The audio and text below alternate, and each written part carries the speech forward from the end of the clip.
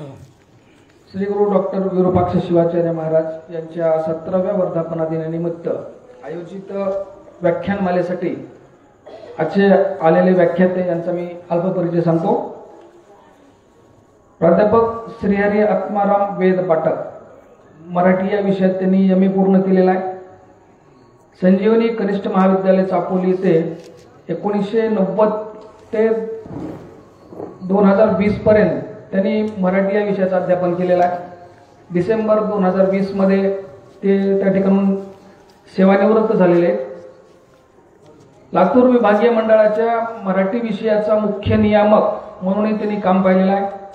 त्याचबरोबर महाराष्ट्र राज्य माध्यमिक व उच्च माध्यमिक शिक्षण मंडळ पुणे यांच्यामार्फत आयोजित शिक्षकांच्या उच्च श्रेणी आणि निवड श्रेणी सेवांतर्गत प्रशिक्षण शिबिरात देखील त्यांनी मार्गदर्शक म्हणून काम केलेलं आहे। त्याचबरोबर लातूर विभागीय मंडळाच्या कर्मचारी प्रशिक्षणात तज्ञ मार्गदर्शक म्हणून त्यांनी काम पाहिलेलं आहे। त्यांना मिळालेल्या पुरस्कारामध्ये चाकूर पंचायत समितीचा गुरुगौरव पुरस्कार, नांदेड येथील नानक साई फाउंडेशनचा संत नामदेव पुरस्कार अशा पुरस्कारांनी त्यांना सन्मानित करण्यात आलेला आहे। राष्ट्रीय सेवा योजना शिबिरात त्याचबरोबर शाळा महाविद्यालयामध्ये विविध विषयावर त्यांनी आजपर्यंत व्याख्यान केलेली आहेत।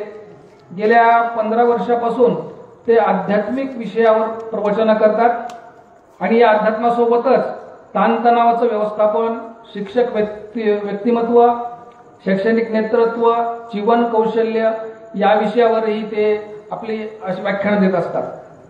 मैत्री जपणारे, जेवढे गंभीर वाटतात तेवढेच विनोदी असे हे आजचे आपले व्याख्याते प्राध्यापक श्रीहरी आत्माराम वेद पाठक सध्या Dinesh Bembde college of pharmacy Mahalangra येथे प्रशासकीय अधिकारी म्हणून कार्यरत आहेत। आणि आजचं हे जे पुष्प आहे हे आपल्यासमोर त्या थोड्या वेळामध्ये आपल्यासमोर होणार आहे। धन्यवाद। कारण काय आहे, काही खोडे आहेत माझ्या अंगामध्ये। बोलणारा शिक्षक, प्रवचनकार, कीर्तनकार, पुढारी, प्राध्यापक एकदा माईकला चिकटला की तो 40-45 मिनिटं पडिले वळण इंद्रिया सकाळा, भाव तो निराळा नाही तुझा। आदर्श मजबूर असं म्हणतात। मी पाण्याची बाटली त्यासाठी घेतलेली आहे। तुम्हाला तहान लागली की नाही मला दिसत नाही, पण मला लागलेली मला कळते। आता 8:14 झालेली आहेत। मी काही जास्त बोलणार नाही आणि लवकर काही सोडणार नाही। ज्यांना मराठी लक्षात आली त्यांनी हसायला काही हरकत नाही। अजून जीएसटी अजून आपल्याकडे आलेला नाही। हसल्याने काय होईल, फक्त एकच नुकसान होणार आहे। आपण जे घरापासून इस्त्रीची घडी ठेवून आलेला आहात, ती घरी गेल्यानंतर ज्यांचं लग्न झालं त्यांच्यासाठी सांगतोय, ते म्हणतील जाताना इस्त्रीची घडी नीट होती, आता विस्कटलेली आहे, काय भानगड काय। तर त्यांनी थोडस गंभीर व्हायला हरकत नाही। आणि महाराजांच्या इंग्रजीमध्ये एक सांगतात, मुक्ता ज्याचा आनंद आहे, इसकी हसी बंद हो गई उसका हसबंड कहते। हसतच नाहीत लोक, काय त्याला टेन्शन आहे की काय आहे। आणि तुम्ही म्हणालात, आणि माझं सगळं भाषण पुंडे साहेबांनी केलेलं आहे। आता मी फक्त तुमच्याशी बोलणार आहे। आता पुंडे साहेबांना जर दिला असता तर मी नंबर 1 श्रोता पुढे येऊन बसला असतो। इतकं सुंदर, मला आदरणीय आहेत ते। असो, सभेचा एक प्रोटोकॉल आहे, एक नियम आहे। बोलताना मला इंग्रजी कमी येते, मराठी थोडी येते, पण बरेचसे मराठी शब्द येतील। जर कळले नाहीत तर आपल्या गावातल्या शिक्षकांना तुम्ही विचारू शकता। इथं असतील मराठीचे शिक्षक, कोणी तर आले असतील, त्यांना तुम्ही विचारू शकता। कारण कसं आहे, सवयीचा गुलाम आहे, मराठीचा शिक्षक आहे आणि मी निवळ खेडेगावातून येतो, ग्रामीण भागात शिकलेला आहे। असो, आता हृदय आपुले चौफाळून या भले, वरी बैसवू पाऊले श्री गुरु। संत सम्राट ज्ञानेश्वर महाराजांच्या ज्ञानेश्वरी या ग्रंथातील 4थ्या अध्यायातील महाराज ही बोली आहे की गुरूंच्या चरणांना आपण आमच्या हृदयामध्ये स्थान दिलेलं आहे। आता हृदय आपले चौफाळून या भले, वरी बैसवू पाऊले श्री गुरु। की आपल्या हृदयामध्ये गुरूंची पावलं निरंतर ठेवली पाहिजे, त्यालाच अध्यात्मामध्ये ध्यास म्हणतात। सबसे बड़ा गुरु और गुरु से बड़ा उसका ध्यास। गुरु श्रेष्ठ आहेत, पण त्याच्यापेक्षा आणखीन काय श्रेष्ठ आहे तर गुरुचा ध्यास आहे. तर या ठिकाणी आजच्या कार्यक्रमाचे अध्यक्ष असलेले देवणी मठाचे परमश्रद्धेय, परम आदरणीय, प्रातस्मरणीय, महाराज या शब्दाचा आता अर्थ शिकवण्याची वेळ आलेली आहे. प्रातस्मरणीय म्हणजे काय? प्रातस्मरणीय म्हणजे उठल्या उठल्या ह्याचं दर्शन घेणे, हे आमचं प्रातस्मरणीय. प्रातस्मरणीय हेच. अरे मी घड्याळ बघतो, अरे पण घड्याळ एक भिंतीवर लाव ना, 200 रुपयाचं घड्याळ आणून लाव ना. पण याच्याच मी माझं सांगतो बरं, तुमच्यावर मला टीका करायचं, मला सुखरूप जायचं. सगळे माझे जे काही 208 हाड आहेत ते सगळे हाडं मला घेऊन जायचे. इथं हसताय ते लोकांना, हसतात लोक. बघूयात, कारण मी काय, माझं आडनाव गंभीर नाही आणि जो गौतम गंभीर आहे तो सध्या दुबईमध्ये, काही प्रॉब्लेम आपल्याला येणार नाही, तो सध्या दुबईत बसलेला आहे गौतम गंभीर. तर या कार्यक्रमाचे अध्यक्ष परमश्रद्धेय, प्रातस्मरणीय, वंदनीय, कारण गुरु हा भेटावा लागतो. थोडस बोलतो महाराज, मीही गुरु करून घेतलेला आहे, स्वामी स्वरूपानंद पावस. मग हे स्वामी स्वरूपानंद कोण? संत सम्राट ज्ञानेश्वर महाराजांच्याच नाथपंथी गुरु परंपरेतले रत्नागिरी जिल्ह्यामध्ये पावस हे गाव आहे. ते एकाच झोपडीमध्ये राहिले. आज तीही झोपडी तशीच सुरक्षित ठेवलेली आहे. ती झोपडीच्या बाहेर चालणे 30 वर्ष, आतमध्ये बसूनच त्यांनी ग्रंथ लिहिला. त्या परंपरेतील सद्गुरू स्वामी विद्यानंद स्वामी यांचा मला आशीर्वाद मिळाला.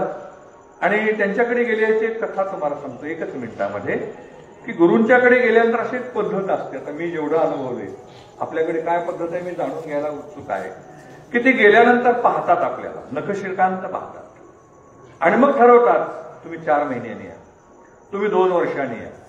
ते म्हटले तुमचा नंबर लागायचा नाही. मी म्हटलं आले गुरुच्या मनात, इथे तुझे माझे काहीच आले ना. जेव्हा गुरु कृपा करतात ना, गुरु हे शिष्याच्या शोधात असतात. आपण सांगितलं भगवान रामकृष्ण हे नरेंद्राच्या शोधात होते. आपल्याला उलटा येतं, आपण गुरूंच्या शोधात जातो. पण तिथं रामकृष्ण परमहंस आपल्याकडे असलेलं आत्मज्ञान पात्र व्यक्तीला कसं देता येईल याच्या शोधात होते. म्हणून आपल्या मराठीत एक शब्द आहे, दान हे पात्री असावं, योग्य ठिकाणी द्यावं. देवणी मठ संस्थानचे सिद्धलेख शिवाचार्य महाराजांना दंडवत. आणि 17वा पट्टाभिषेक वर्धापन सोहळा आहे. या परंपरेमध्ये वेगवेगळे सोहळे असतात. आपल्या हिंदू धर्मामध्ये षोडशोपचार आहे, संस्कार आहेत, 16 संस्कार आहेत. त्याच्यात विवाह आहे, नामकरण आहे, 16 संस्कार आहेत. ते आता जाणून घेण्याची हिंदू म्हणून घेणाऱ्या माणसाला गरज आहे. आता काहींच्या टीसीवर हिंदू म्हटलेलं नाही, फक्त जात येत असते.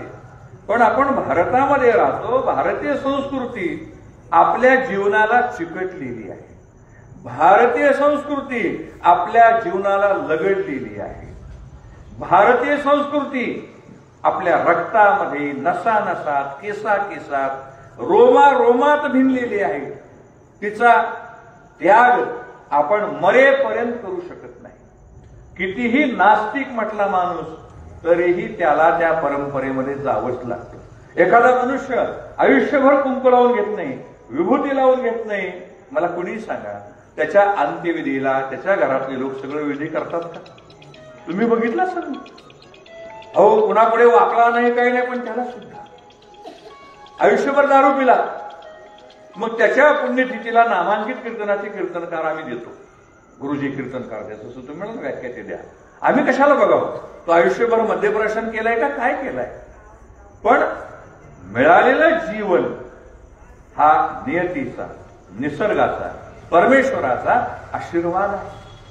जसं डॉक्टर म्हणाले, लांबी रुंदीपेक्षा खोली महत्वाची आहे. की खोली सद्गुरूंच्या सानिध्यात आल्याशिवाय कळतच नाही. सद्गुरू वाचोनी सापडेना सोय, धरावे ते पाय आधी आहे.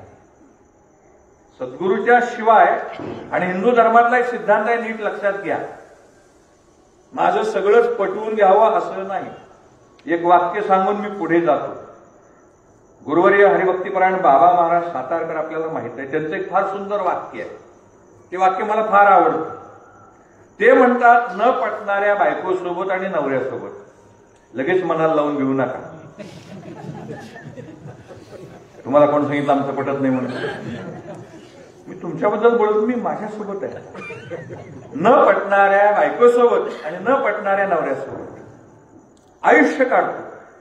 मग माझ्यासोबत एखादा तास काढायला काय हरकत आहे डॉक्टर?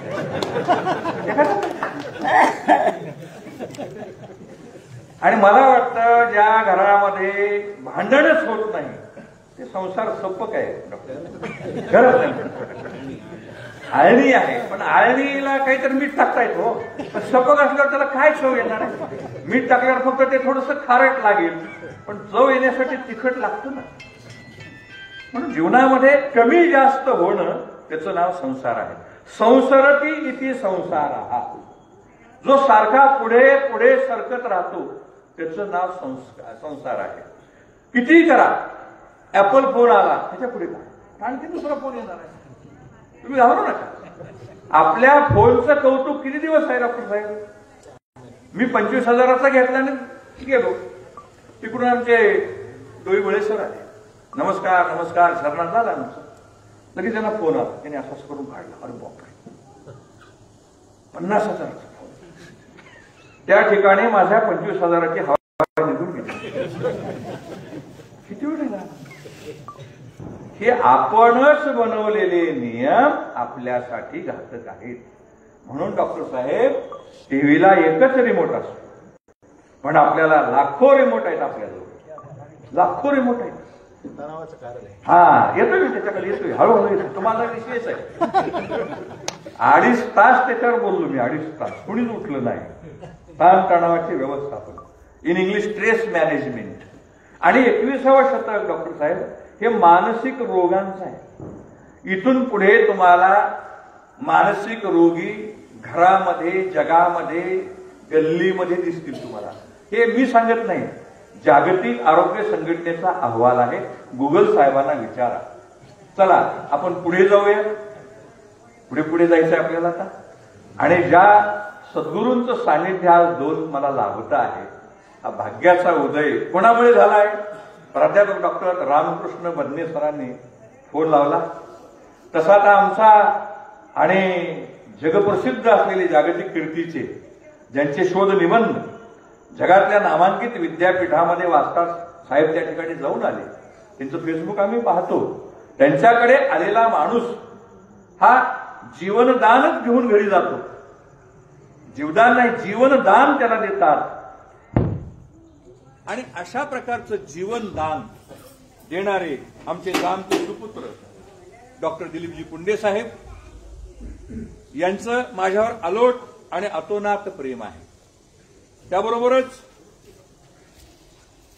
या ठिकाणी डॉक्टर उमाकांत पदमवार सर आहेत, जे रोटरी क्लबचे सचिव होते, आहेत सध्या. रोटरी क्लबचे अध्यक्ष असलेले प्राध्यापक संजय पाटील, माझे मित्र प्राध्यापक डॉक्टर संजीव रेड्डी, आमचे मित्र पवन पोद्दार, डोईबळे सर आहेत, आमचे स्वामी सर आहेत. आणि अतिशय मार्मिक आणि कोणत्या वेळी काय बोलावं याची सद्बुद्धी ज्यांच्याकडे आहे आणि ते आपल्या कृपेने प्राप्त झालेले असलेले आमचे एकलारे सर आहेत.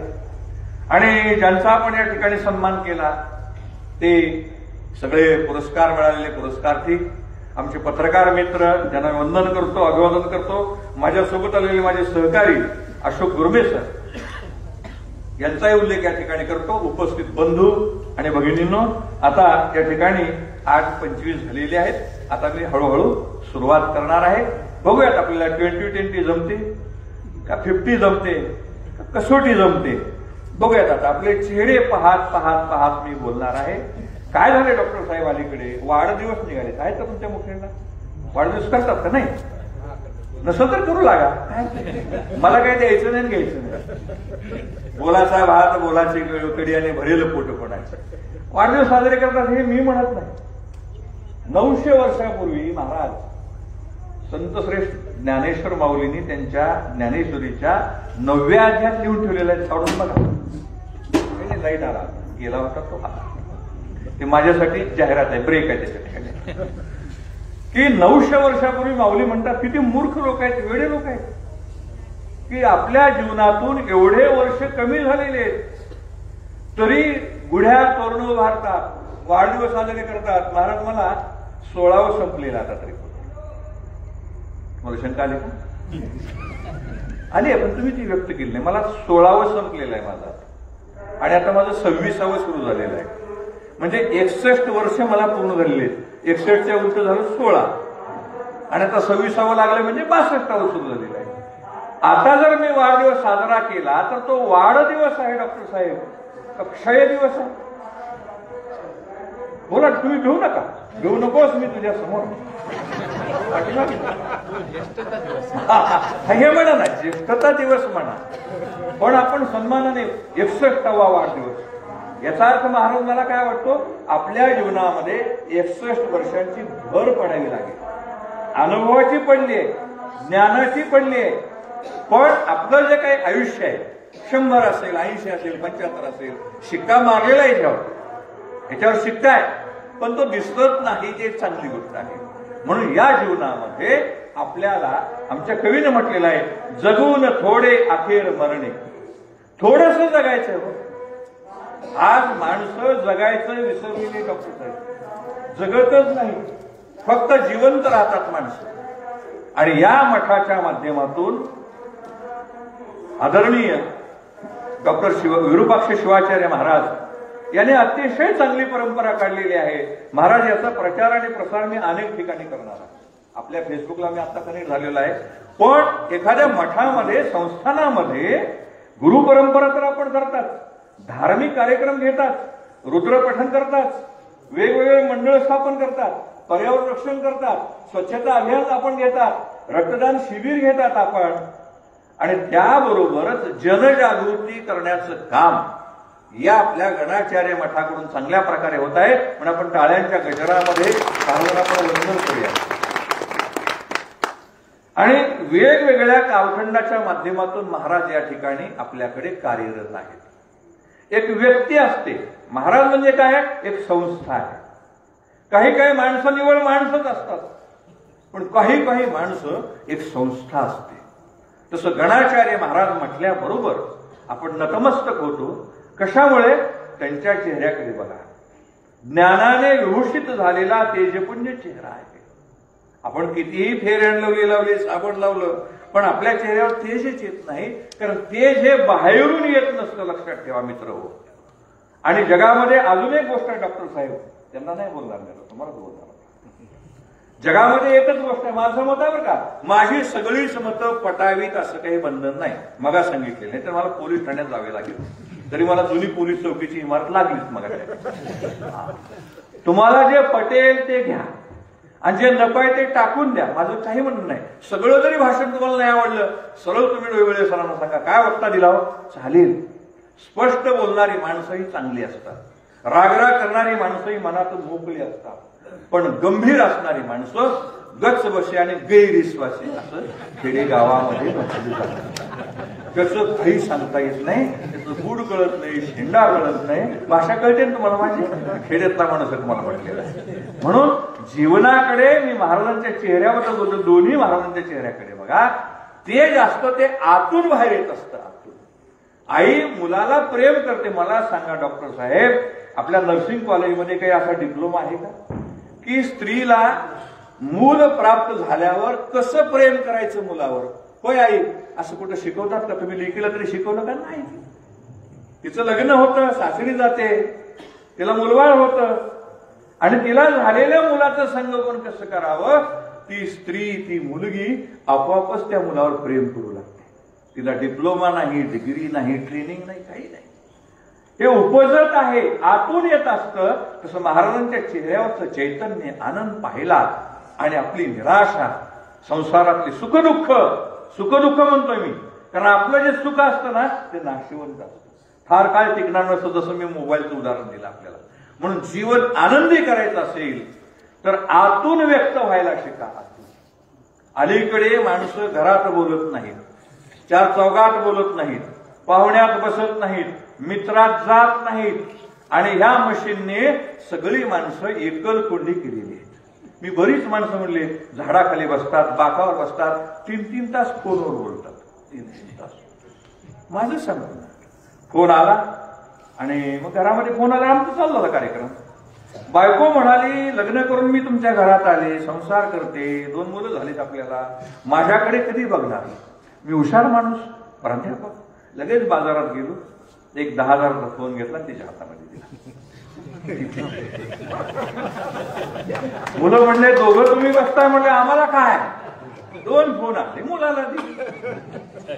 2 BHK आहे, चौघाला 4 खोल्या, जेवणासाठी किचन आहे. सगळ्याला एक फोन दिले, सगळे आपापल्या खोलीत. माझ्या घरचं सांगतो, तुमच्या घरी काय मला बघायची इच्छा नाही. सगळे आपापल्या खोल्यामध्ये झालेले आहेत. म्हणून माझी विनंती आहे, भाषण सुरू करण्यापूर्वी दररोज संध्याकाळचं जेवण टीव्ही, मोबाईल, लॅपटॉप, कॉम्प्युटर हे सगळं बंद करून ठेवा. 1 तास आपला जर फोन बंद झाला, आपलं काही 10 कोटीचं नुकसान होणार नाही. झालं तर मी काही भरून देणार नाही, तुमच्या तुम्ही. फक्त माझी एक विनंती आहे, तुम्ही महाराजांच्या चरणावर या आणि सांगा की महाराज आजपासून आम्ही संकल्प केलेला आहे की दररोज संध्याकाळचं जेवण पती पत्नी मुलं एकत्र, त्याला आमच्या भाषेमध्ये अंगत पंगत म्हणतात. अंगत पंगत. जुन्या काळामध्ये असा वाडा असायचा, सगळीकडून खोल्या असायच्या आणि मधी मोकळी जागा असायची आणि सगळे बसायचे. आणि जेवायला बसल्यावर आजपासून तुम्हाला एक विनंती आहे, तुमचा एक मोठा भाऊ, लहान भाऊ, वेडा भाऊ म्हणून तुम्ही लक्षात घ्या की जेवायला बसल्यावर कसलेही भांडणाचे विषय उकरून काढायचे नाही. सर्वा करायचा. उकरी माहिती ना, उकरीची भुईमुगाच्या शेंगाला उकरी. काहीच करायचं नाही. दिवसभर काय झालं, कॉलेजला गेला नाही, दुकानावर बसला नाही, काहीच म्हणत नाही. तुका म्हणे उगी राहावे, जे जे होईल ते पाहावे, हेच आपण शिठावे. सगळ्यांना म्हणायचं भाजी घे, चपाती घे, वरण घे, ताक घे, गाजर घे म्हणा. त्याला वाटावं बाप बदलला, त्याला वाटावं आई बदललेली आहे. आजपासून सांगायला उद्याच्याला काय करायचं की महाराजांनी काहीतरी औषध दिलेलं आहे आणि आपल्या जीवनामध्ये बदल झाला पाहिजे. बघा, तुम्ही प्रयोग करून बघा. घरातली धुसफूस, राग, हेवे दावे, एकमेकावर चिडणं, भांडणं हे सगळं बंद होणार आहे. तुम्ही म्हणाल आजचा विषय कुणीकडे, तुम्ही चाललो की विषय खाल्लाकडे, तुम्ही चाललो वरलाकडे म्हणजे. पण हे कसं आहे, डॉक्टर साहेबांनी बेसमेंट मध्ये इतकं पक्क केलेलं आहे, फाउंडेशन इतकं पक्क केलेलं आहे, पाया इतका पक्का केलेला आहे की आता फक्त मला त्या ठिकाणी विटा बांधायच्या आहेत. चला आता आपण मी स्वामीजींना प्रथमतः वंदन करतो, स्वामी विवेकानंद यांना. की नरेंद्र विश्वनाथ दत्त आपल्याला माहित आहे, त्यांच्या आईचं नाव भुवनेश्वरी देवी. तुम्हाला माहित आहे का नरेंद्रांचा जन्म कशामुळे झाला, कोणत्या देवाची आराधना केला म्हणून. कुळी कन्यपुत्रा होती जे सात्विक, तयाचा हरिक वाटे. आपल्या कुळामध्ये सात्विक पुत्र जन्माला आले, तयाचा हरिक वाटे देवा. देवाला सुद्धा त्याचा अभिमान असतो. मग असा पुत्र व्हावा ऐसा गुंडा. गुंडा म्हणजे गुंड नव्हे बरं का, गुंडा म्हणजे प्रसिद्ध असलेला हा एक मराठीतला शब्द आहे. पुत्र व्हावा ऐसा गुंडा, ज्याचा 3 लोकी झेंडा. 3 लोकांमध्ये त्याचं नाव असलं पाहिजे. जगद्गुरु तुकाराम महाराजांचं प्रमाण आहे. महाराज आपला माझा शिवभजनाचा अभ्यास चालू आहे, माफ करा. नंतर आल्यानंतर मी त्याचे प्रमाण सुद्धा दिलं. अभ्यास चालू आहे आमचे शिवभक्तीपरायण शिवानंदजी हैबतपुरे महाराज यांच्याकडून मी ग्रंथसंपदा घेतलेली आहे. आपल्या मठाकडे जे असेल त्या अभ्यासासाठी मी की पुत्र व्हावा ऐसा गुंडा, असा पुत्र जन्माला येण्यासाठी अनंत जन्माचे तप एक नाम, हरिपाठात जसं म्हटलेलं आहे. अनंत जन्माचं जर तप असेल तर आपल्या वाचेला शिव शिव म्हणा, राम राम म्हणा, कृष्ण कृष्ण म्हणा, सगळंच आहे. आकाशात पतितम तोयम यथा गच्छति सागरम सर्वदेव नमस्कारः केशवम प्रतिगच्छति. आकाशातून पडणारं पाणी जेवढी सागरालाच मिळतं, तसं तुम्ही कोणत्याही देवाला नमस्कार करा, त्या एकाच परमात्म्याकडे जातो. त्याला केशव म्हटलेलं आहे. तुम्ही काही म्हणा, नाव वेगळे. आणि म्हणून भुवनेश्वरी देवीनं जे तप केलं, सायास केले, तपश्चर्या केली, सायास केला, तो भगवान शंकरांच्या पिंडीवर अभिषेक केला, भगवान शंकरांचं व्रत केलं, म्हणून भुवनेश्वरी देवीच्या पोटी नरेंद्र जन्माला. त्या काळामध्ये डॉक्टर साहेबांनी सांगितलं, अतिशय विचित्र वातावरण होतं. फार गंमत आहे. महाराष्ट्रींनी सांगितलं आता की स्वामी विवेकानंद ग्रंथावली त्याचे 11 खंड आहेत महाराज, काही जास्त महाग नाही. मी घेतले तेव्हा 55 रुपयाला खंड होता, 50 रुपयाला. आता थोडासा 100ला झाला असेल. ते जर ग्रंथ आणून ठेवले आणि कधीही वाचा, वाचण्यासाठी माझा आग्रह नाही, कधीतरी एखादं पान वाचा, तसंच ठेवून द्या. वाचल्याने काय होतं, वाचन माणसाला सर्वज्ञ आणि कर्तृत्ववान बनवतं. आपल्याला सगळं ज्ञान जर मिळवायचं असेल तर वाचनातून घ्यावं लागेल. आणि मग भुवनेश्वरी देवींनी भगवान शंकराची आराधना केल्यामुळे त्यांना नरेंद्र जन्माला आला. आणि मग मला म्हणावं वाटतं विश्वनाथ दत्तांसाठी, जगी ऐसा बाप व्हावा ज्याचा वंश मुक्ती सुजावा. मुलं जर चांगली निघाली तर त्या बापाचं कुळ ते मुक्तीला जात असतं. मुलगा जर दिवटा निघाला तर दोन्हीकडे तो हेंडगा लावल्याशिवाय राहत नाही. हेंडगा करतो ना, त्याचं लाकूड असतं, त्याला असे कपडा बांधलेला असतो, त्यानं दुसरं काही पेटवायचं, त्याला हेंडगा असं मराठीत म्हणतात. म्हणून स्वामी विवेकानंदासारखं आपल्या तेजपुंज मुलगा आजही जन्माला येऊ शकतो.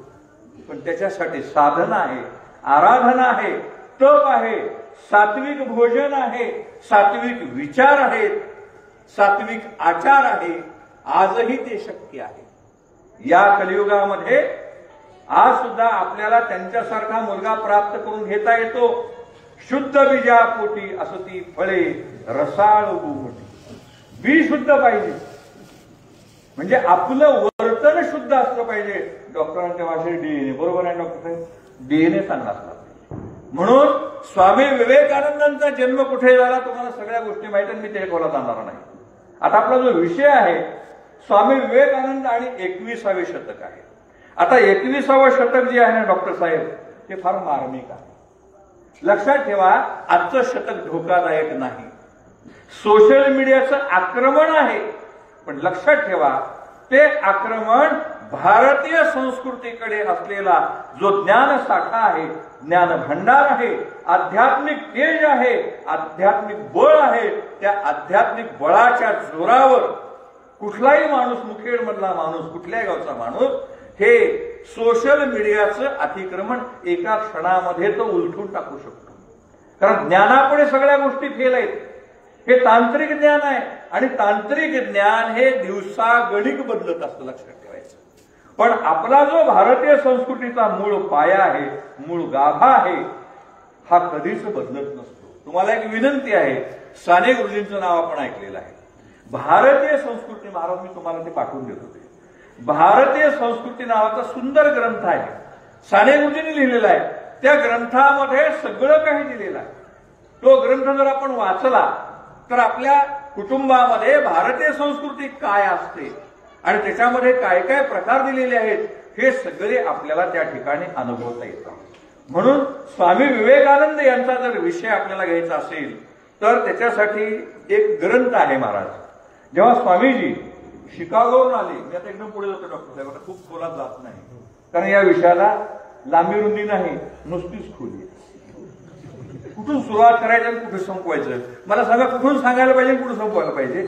जेव्हा मला विषय देण्यात आला, मलाही स्वामीजी माहिती होते ना, शिकागोला गेले, माय सिस्टर्स अँड ब्रदर्स म्हणाले, 3 मिनिट टाळ्या वाजल्या. ह्याच्या पलीकडे काही विवेकानंद आहेत का नाही डॉक्टर साहेब? ह्याच्या पलीकडे काय आहे? अहो, रामकृष्ण मिशन संस्था नागपूरने इतके छोटे छोटे ग्रंथ काढलेले आहेत. 30 रुपये, 20 रुपये, 10 रुपये, 50 रुपये, 100च्या आतच महाराज सगळे ते ग्रंथ आहेत. इतके साधे ग्रंथ आहेत. आता जे महाराजांना मी 2 ग्रंथ दिलेले आहेत दोघांना, एक ध्यान आहे आणि दुसरं एक आहे. इतके साधे ग्रंथ आहेत. ते जर तुम्ही वाचले, चलता चलता वाचा, चुकून वाचा, तर आपल्या विचारामध्ये, मी म्हणणार नाही डोक्यात फरक होईल, अलीकडच्या माणसाच्या डोक्यात फरक होईल डॉक्टर साहेब असं मला आता अजिबात वाटत नाही. फरक पडेल. तुम्ही म्हणता ना एवढ्या गोळ्या घ्या, फरक तुमचा पडतोय. तुमचा तेवढा अधिकार मी बघितलेला. तुमच्याकडे आलं ना, मी काय म्हटलं, जीवनदान देता. जीवदान नाही म्हटलं मी, शब्द काय वापरला, जीवनदान तुम्ही देता. एखाद्याला जीवदान देणं वेगळं, रक्त दिले एक बाटली जीवदान झालं, पण तुम्ही त्याला जीवदान देता. नव्हे न कळणारा शब्द पुनर्जन्म तुम्ही देता. म्हणून स्वामीजींना जर तुम्हाला वाचायचं असेल तर छोटी छोटी पुस्तकं आहेत. परवाच आता तुम्ही म्हटलात ना, बेलूर मठाला गेलो, मी जाणार आहे डॉक्टर महाराजांच्या समोर तुम्हाला शब्द देतो. पण एक 10 दिवसापूर्वीच कन्याकुमारीला जाण्याचा मला योग आला. आणि ज्या शिळेवर मोठा दगड आहे, त्याला शिळा म्हणूयात, शिळेवर 3 दिवस ध्यानधारणा केली स्वामीजींनी. आणि ध्यानधारणा महाराज कुठे केलेली आहे? ज्या ठिकाणी कन्याकुमारी देवीने उजव्या पायावर, एका पायावर उभा राहून कित्येक वर्ष तप केलेले कन्याकुमारी देवी, त्या देवीचं मंदिर आहे अलीकडे. आणि त्या पाण्याच्या पलीकडे गेल्यावर त्या ठिकाणी एकाच पावलाचा ठसा, एकच पाऊल आहे, दुसरं नाही, एका पावलावर उभं राहून कन्याकुमारी देवीने अनेक वर्ष तप केलं. त्या पावलाच्या समोर मोठी शिळा आहे. त्या शिळेपर्यंत जाण्यासाठी आता बोट आहे. 100 लोक बसतात त्या ठिकाणी महाराज. आणि बोट अशी होती. आमची वॉरंटी गॅरंटी सुद्धा संपली होती त्या ठिकाणी. त्या दिवशी मी म्हटलं बायकोला, नीट बघ माझ्याकडे, मी तुझ्याकडे बघ. बोट अशी काय सांगत ना, आला असं गेला असं. बहिणाबाई म्हणते नसं. मृत्यू म्हणजे काय? वर घेतलेला श्वास खाली येतो की नाही आपल्याला गॅरंटी नाही. आणि मग तिथं जेव्हा आम्ही गेलो, तिथं दुर्दैवाने किंवा सुदैवाने मोबाईलमध्ये फोटो घेता येत नाही. स्वामीजींचा भव्य असा पुतळा आहे, अतिशय सुंदर, जिथं ज्या शिळेवर ध्यान केलं तिथं. आणि त्या ठिकाणी 2च मिनिट उभारण्याची परवानगी आहे. तिथं बोलता येत नाही, बोलायचं नसतं. धीर गंभीर ते वातावरण आहे. आणि त्या ठिकाणी गेल्यावर जसं डॉक्टर साहेबांना ऊर्जा मिळाली, बेलूरच्या मठात गेल्यावर, त्या ठिकाणी गेल्यावर मी गदगद झालो. अनेक दिवसाची जी तपश्चर्या होती, माझी जी संवेदना होती, ती जागृत झाली की ज्या शिळेवर डिसेंबर महिन्यामध्ये 3 दिवस ध्यानधारणा केली. 3 दिवस. आपल्याला 4चा चहा जर नाही मिळाला तर तळपायाच्या आत, मी माझं सांगतो, तुमचं मला काय म्हणजे, इकडे चहा पित नाहीत का लोक? पितात का नाही चहा? मी 4 वाजताचा म्हटलेलं आहे. पण स्वामीजी 3 दिवस ध्यानधारणा केले. आणि त्या शिळेच्या खाली आल्यानंतर डॉक्टर साहेब तुम्ही जा, तिथं खाली एक छोटंसं ध्यान मंदिर आहे.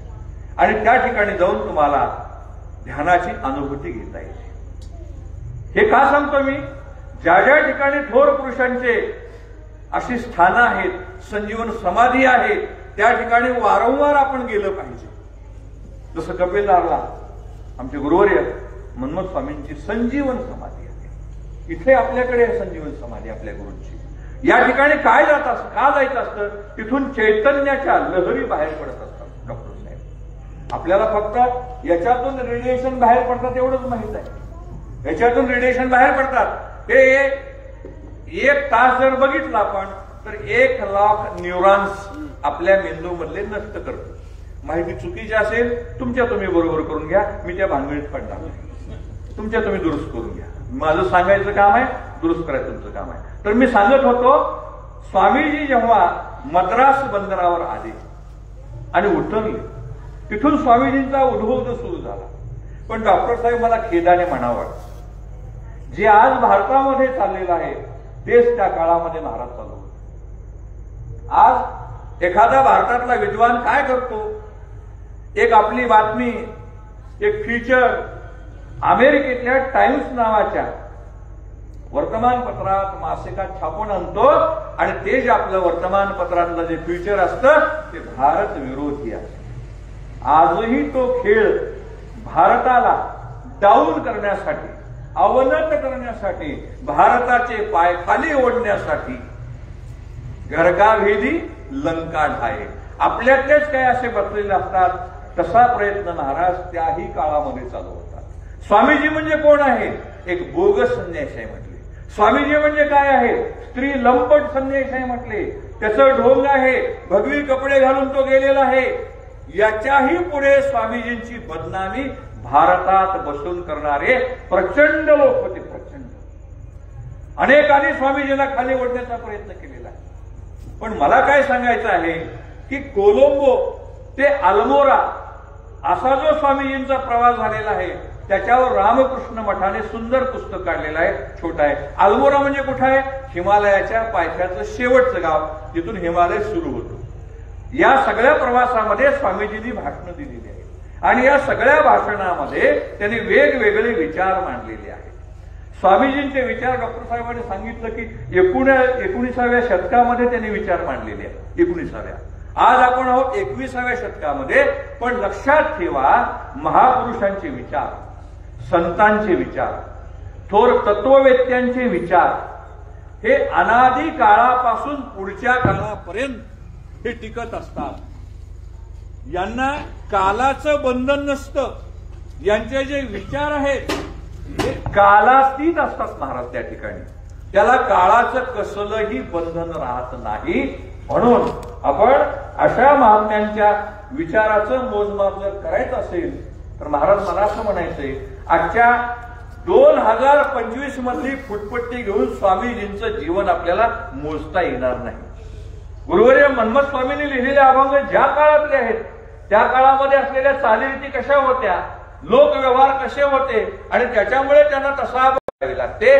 म्हणून कुठल्याही थोर पुरुषाचं महात्म्य जर समजून घ्यायचं असेल तर आपल्याला त्या काळामध्ये जावं लागतं. स्वामीजींना जर समजून घ्यायचं असेल तर कोलंबो ते अल्मोरा या प्रवासामध्ये स्वामीजींनी अनेक ठिकाणी भाषणं दिलेली आहेत आणि या भाषणामध्ये त्यांनी 19व्या शतकामध्ये जसं डॉक्टर साहेबांनी सांगितलेलं आहे की या ठिकाणी 2 गोष्टीला त्यांचा प्रचंड विरोध होता. एक, या ठिकाणी बोकाळलेली जाती व्यवस्था आणि पुरोहितशाही. मला माफ करा, हे स्वामीजींचे शब्द आहेत, माझे शब्द नाही. त्या काळामध्ये पुरोहितशाही खूप बोकाळलेली होती. धर्माचं निमित्त काय आहे?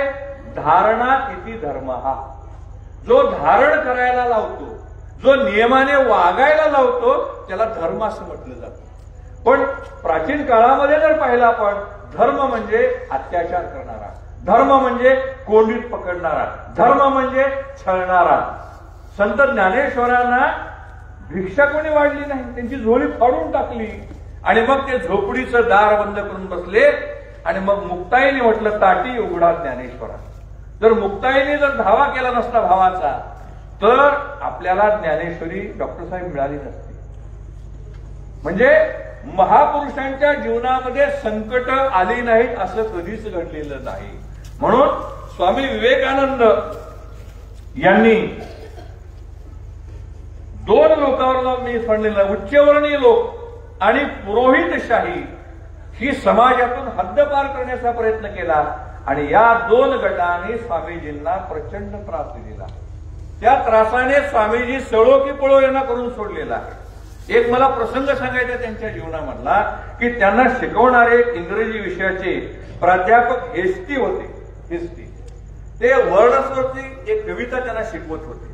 ते कवितेचा अर्थ सांगत असताना त्यांची समाधी लागली वर्गामध्ये की निसर्ग सौंदर्य कसं आहे, निसर्गातलं प्रेम कसं आहे आणि निसर्गाची अनुभूती कशी आहे. मला सांगा, आपल्यातल्या किती लोकांनी झऱ्याचा आवाज ऐकलाय मोबाईल सोडून? मोबाईल सोडून याचे सगळं मिळते, सगळं मिळते. महाराज आता काही दिवसांनी जेवायचं सुद्धा याच्यातून येणार.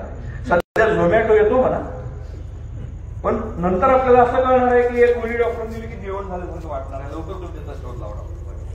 एक गोळी घेतली जेवल्यासारखं की हे जे प्राध्यापक आहेत हेस्टी यांनी बोलता बोलता असं सांगितलं, मी जे तुम्हाला अनुभव सांगत आहे वर्ड्सवरच्या कवितेचा अनुभव, निसर्गामध्ये रममान होण्याचा, निसर्गामध्ये गुंग होण्याचा, निसर्गाशी एकरूप होण्याचा, निसर्गाशी समर्पित होण्याचा, निसर्गाशी समर्पित भावनेने जगण्याचा क्षण जर तुला अनुभवायचा असेल तर या कलकत्त्यामध्ये दक्षिणेश्वरीचा, त्या ठिकाणी भगवान रामकृष्ण नावाचे सद्ग्रस्त राहतात आणि ते स्वतः म्हणतात की मी ईश्वर पाहिलेला आहे. या जगातला मला तरी वाटतं पहिला मनुष्य असावा की जो छाती टोकपणे सांगतो, जसं मी डॉक्टर साहेबांना पाहत आहे, देवडीकर महाराजांना पाहत आहे, आपल्या विरूपाक्ष महाराजांना पाहत आहे, तसं मी देव पाहिलेला आहे. देव पहावया गेलो, देव होऊन या ठेलो. आमचे जगद्गुरू तुकाराम महाराज म्हणतात, तुम्हाला जर देव पाहायचा असेल ना तर देवच व्हावं लागेल. लक्षात घ्या, प्रपंचामध्ये प्रदर्शन आहे, प्रपंचामध्ये संसारात प्रदर्शन आहे आणि परमार्थात दर्शन आहे. आणि मग त्या प्राध्यापक हेस्टीने सांगितलं आणि तेव्हा नरेंद्रांच्या डोक्यामध्ये काहीतरी प्रकाश पडला, काहीतरी चावल्यासारखं झालं. आणि मग पुढे, आणि डॉक्टर तुम्हालाही सांगायला मला आवडेल की स्वामी विवेकानंद यांना संगीताचं प्रचंड ज्ञान होतं. संगीताचं रागदारी म्हणजे काय, गायन कौशल्य सुद्धा त्यांनी मिळवलेलं होतं. आणि मला सांगायला आनंद आहे, आपल्याला जर समाधीच लावायची असेल तर मांडी घालूनही समाधी लावता येते आणि गायन कलेतून सुद्धा समाधी लावता येते. भजनानंदी लागली टाळी, कोण कोणा ते सांभाळे. भजनानंद आमचे ढोक महाराज आहेत, ते फार सुंदर वाक्य सांगतात डॉक्टर साहेब. सामूहिक भजन में और सामूहिक भोजन में बहुत आनंद आता है. सामूहिक भजन में और सामूहिक भोजन में बहुत आनंद आता है. सामूहिक भजनामध्ये आपण सगळेजण गात असतो, कुणी कुणाचा गळा शोधत नसतो. आणि सामूहिक जेवण जे मगामी सांगितलं, अंगत पंगत करा, पंक्तीला बसा, त्याच्यामध्ये येणारा आनंद असतो. आणि अशा प्रकारचा आनंद मग त्यांना मिळण्यासाठी मग काय झालं, स्वामीजींनी प्रचंड वाचन केलं, इंग्रजीचा अभ्यास केला. आणि डॉक्टर साहेब तुम्हाला मला सांगायचंय, नेपोलियनच्या विचाराचा प्रचंड प्रभाव स्वामीजींच्या जीवनावर आहे. जसं जसं आपण त्यांचं चरित्र पाहू लागतो की नेपोलियनच्या जीवनाचा प्रभाव त्यांच्याकडे होता. आणि त्यांना या जगामध्ये जसं डॉक्टर साहेब म्हणाले, महाराजही म्हणाले की मला 100 तरुण द्या. तरुण याचा अर्थ 16 वर्षाचा नाही, तरुण याचा अर्थ तरणा बाळ असा नाही.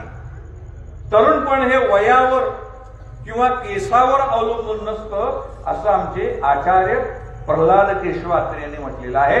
तरुणपण हे वयावर केसावर नसतं, तर तरुणपण हे मनावर अवलंबून असतं. इथं बरीच बसलेली माणसं वयाने तरुण आहेत, पण मनाने खचलेली आहेत. आता हे झालेले आमचे जे PSI झालेले जे बंधू आहेत ना, ते खऱ्या अर्थाने मनाने तरुण आहेत. आणि अशा तरुणपणाचा विषय मांडण्यासाठी मग त्या ठिकाणी स्वामीजींनी वेगवेगळे प्रयोग करायला सुरुवात केलेली आहे. त्यांचे भाऊ भूपेंद्रनाथ दत्त यांनी तर डॉक्टर साहेब त्यांच्यावर ग्रंथ लिहिलेला आहे. आणि त्या ग्रंथामध्ये त्यांनी असा एक वेगळाच उल्लेख केलेला आहे की स्वामी विवेकानंद म्हणजे काय आहे, समाजवादी परिवर्तनाच्या चळवळीतील एक अभिनव हत्यार म्हणून त्यांनी काय केलेलं आहे, अध्यात्माचा उपयोग केलेला. महाराज मी पुन्हा वाक्य सांगतो, समाजवादी परिवर्तनाच्या चळवळीमध्ये स्वामी विवेकानंद यांनी हत्यार कोणतं घेतलेलं आहे, तर अध्यात्म आहे. समाजवादी चळवळ म्हणजे काय, समाजात राहणाऱ्या सगळ्या घटकांना समान न्याय देणे, संपत्तीचं समान वितरण करणे. आणि हे करण्यासाठी स्वामीजींनी हातामध्ये शस्त्र कोणतं धरलेलं आहे, तर अध्यात्म आहे. अध्यात्म म्हणजे काय, आधी आत्म्याबद्दल जाणून घेणे.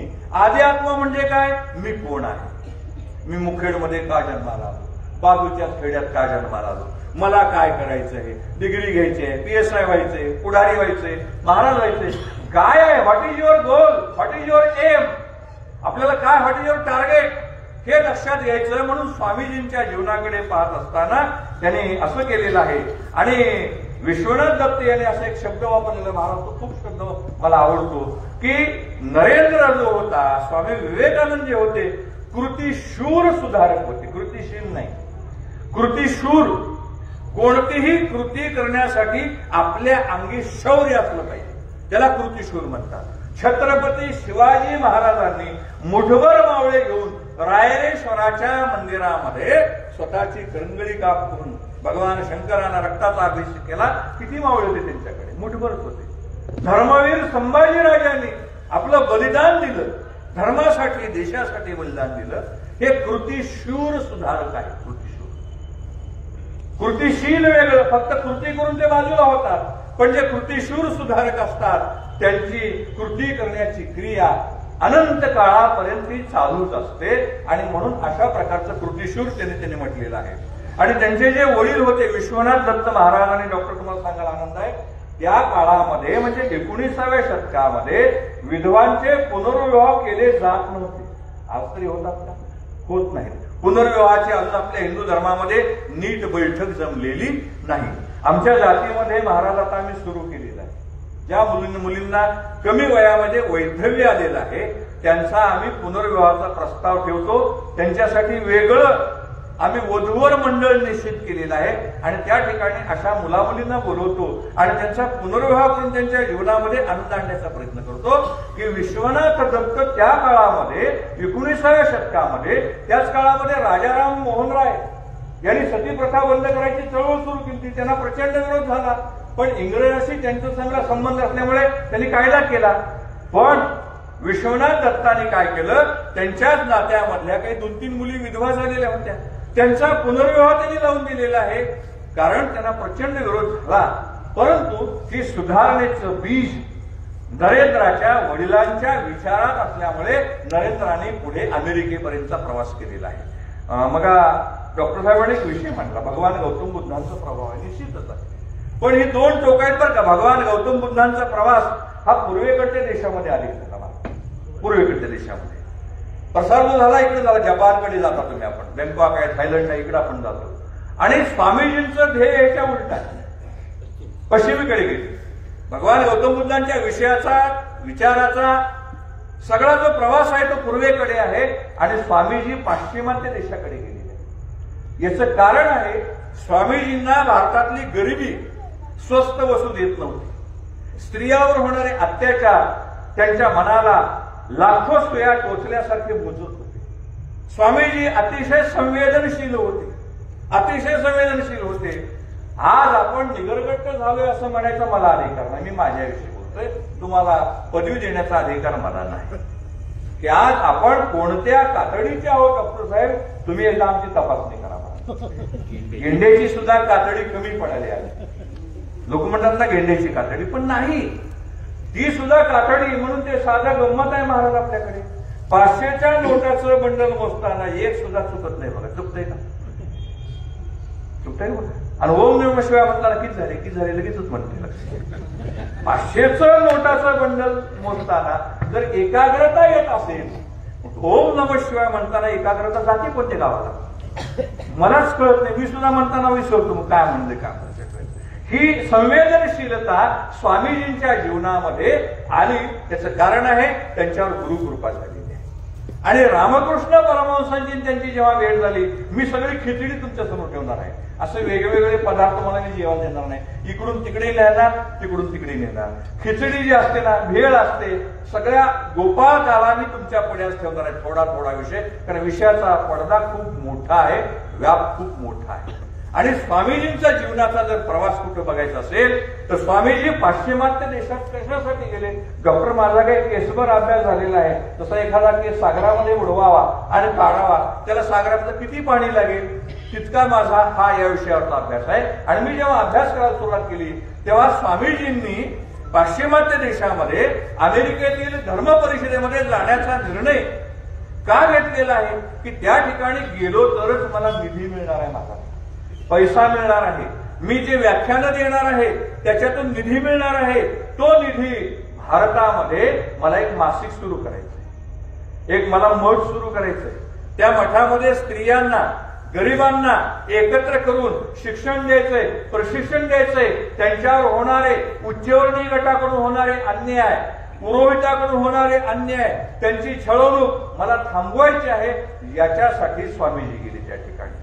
पण जाताना त्यांच्याजवळ काही शिदोरी नव्हती, ना शिफारस पत्र होतं, तरीही त्या ठिकाणी त्यांनी जाऊन भारतीय धर्माचा झेंडा स्वाभिमानाने फडकत ठेवलेला आहे. आणि आज आपण त्या एकाच गोष्टीवर पुढे पुढे जात आहोत की धर्म परिषदेमध्ये गेले, शिकागोमध्ये गेले, माय सिस्टर्स अँड ब्रदर्स म्हणाले, पण त्याच्याही पलीकडे काही स्वामीजी राहतात. आता मला यायचं आपल्या विषयाकडे की 21व्या शतकामध्ये आपल्याला काय करायचं. 21वं शतक चालू आहे डॉक्टर साहेब, सुरू झालेलं आहे. आता आपण त्याच्यात बरेच वर्ष पुढे गेलेले आहे.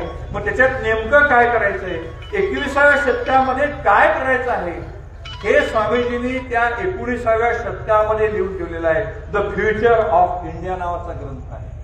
भारताचं भवितव्य, भारताचा भावी काळ.